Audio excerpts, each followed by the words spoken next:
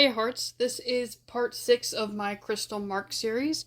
This is Comet Blaze, the last of my custom main 6. She was born with a physical condition that weakened her eyes, lightened her coat, and caused her fur to form like feathers, as well as discoloring them in some places. This doesn't stop her from flying, but it did change the color of her wings, and does cause her to have a unique trail when she flies. She inherited this from her grandmother Dawn, who, at the start of the story, has been dead for a few years. In her family, it is tradition for all the members of the family to live in the same house.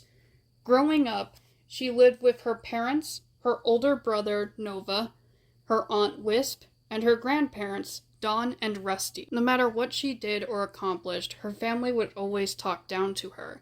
Even when she'd get her cutie mark, they didn't believe her when she said how she got it. While they did support her growing up, it was clear that they didn't think that she would make it far on her own. Except for Dawn. Dawn started bringing Comet out for nightly flies.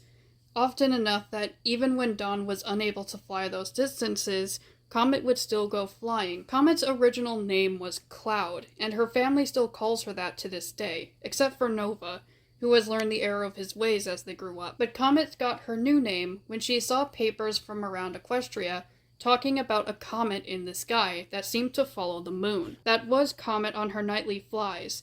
Dawn told her to follow the moon, as it would always bring her back home. Eventually, as she grew up, she was able to get through school pretty well. She and Wisteria were also classmates in flight school, but since Comet took to flying rather easily, they were separated, as Comet was put into more advanced classes. They're friends now, though, as Comet still stood up for Wisteria even back then. When Comet graduated high school and went to college, her parents didn't support her, as they didn't believe that she was able to accomplish it.